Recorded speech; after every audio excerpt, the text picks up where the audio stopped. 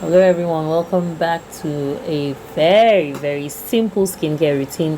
I love to do this a night before I use retinol. So that is to say, the following day I'll be doing a retinol routine. So I'm starting with my hydrating essence. It's very hydrating. Trust me, it contains good amount of hydrating ingredients like water, obviously, licorice extract, green tea extract, ginseng extract, and I am rubbing it all over my face. As you can see, when you're doing your skincare routine, it's advisable you start from the lightest product. In this routine, my hydrating essence happens to be the lightest in the bunch. So all I'm doing is just pressing it onto the skin, very gentle. Like sometimes I feel this is even therapeutic. Yeah, I don't know. I just has a way of you using your palms to calm your skin. Yeah, in a way that we. So, one very important thing I want to add is the fact that you try to understand your skin type before you indulge in skincare routine. I know there are a lot of videos on YouTube,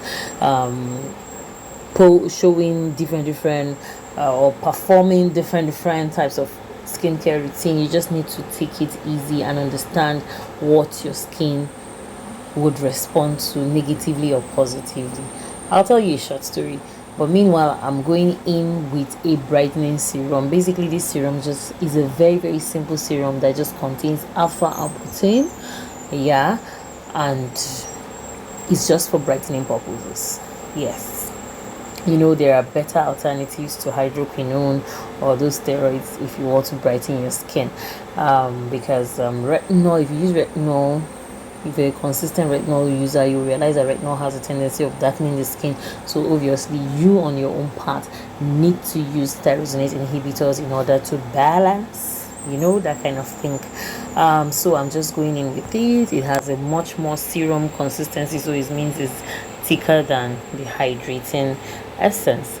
Like I said earlier, I once had an experience whereby I used vitamin B serum at 10% or so, because 5% or more is too small for me. Like I'm an OG, so 10% is my thing. Do you understand? But usually I advise beginners to know the vitamin B, that is also known as your niacinamide, to go for 5%. So I went with that 10% on my skin, and I really don't know what I was thinking that day. I now went over it with the petroleum jelly. By the following day, I had a lot of whiteheads. When I woke up with so much whiteheads on my skin. And I'm like, what's up? What happened? Before I later traced back to my skincare routine the previous day, and I realized that I used an occlusive on top of a niacinamide. So please, I see on YouTube, honestly, I've seen a video by myself firsthand where I saw someone use an occlusive after using retinol.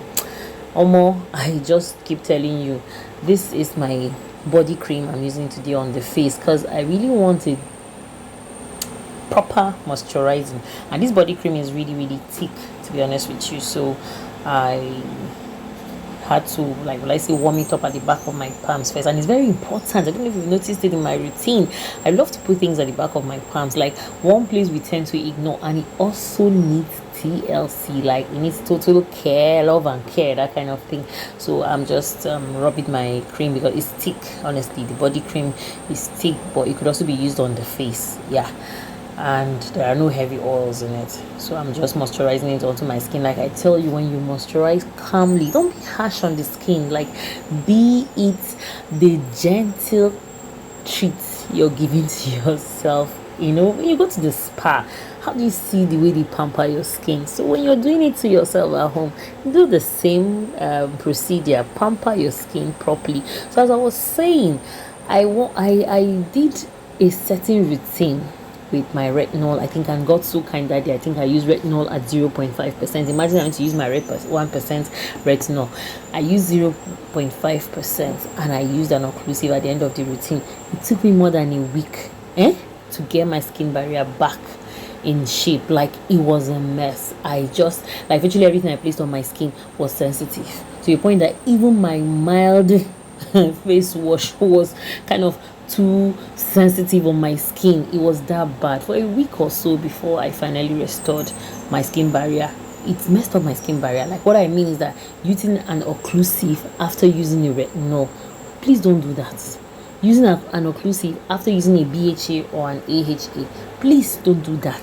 Like, I've made that mistake on your behalf, so please don't do it. When you're using an occlusive at the end of your skincare routine, you have to make sure whatever you're using is like at its mildest. There shouldn't be any serious active that falls within the range of your AHAs, your BHAs, or even your PHAs. Those ones are exfoliants, obviously, or within the range of retinol or even vitamin C.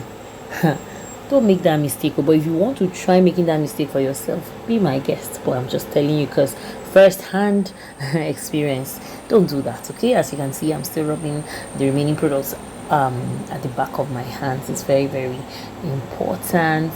And of course, it even avoids waste because you can't just start cleaning your hands like that.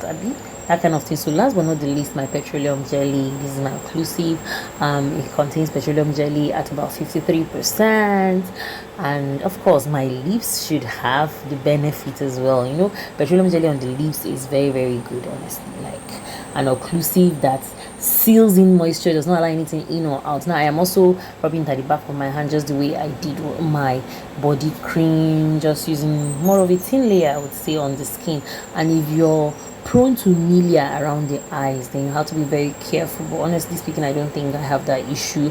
Meanwhile, I don't rub it like overboard. You know, that slugging technique, it looks like it's an abuse of petroleum jelly in some cases. Like, some people virtually pack the thing on their faces. And sometimes if you're the type that have very sensitive skin around the eye area, which of course that's one of the most sensitive skin on the face, and it could lead to milia. And the neck is also very another important place that also benefits from the use of petroleum jelly.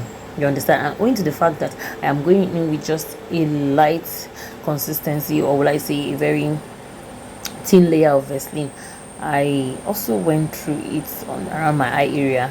Yeah. And there's something about the forehead. Pay attention to your forehead. If you watched what I did even when I was rubbing my body cream, I kind of, like, will I say, double layered the product on my forehead, because this is our forehead, but it's kind of closer to where the sun hits, so it tends to be darker, that kind of thing. So just to have a seamless and kind of an even toned skin, you need to pay attention to those areas where the melanin content is high and is darker, you know, that kind of thing. And so at the end of the day, I am going, or not at the end of the day, like after this routine, obviously I'm going to just use my moisturizer all over my body, and then I'm also going to seal it in with my occlusive. Like, this is a super duper pampering section that you have no idea. But as I said earlier, I love to do this routine a night before, so which means tomorrow I would be doing a skincare routine by the special grace of God with retinol, and I'll try and record it as well so that it makes sense, right? That kind of thing. So thank you so much. Don't forget to subscribe to my YouTube channel.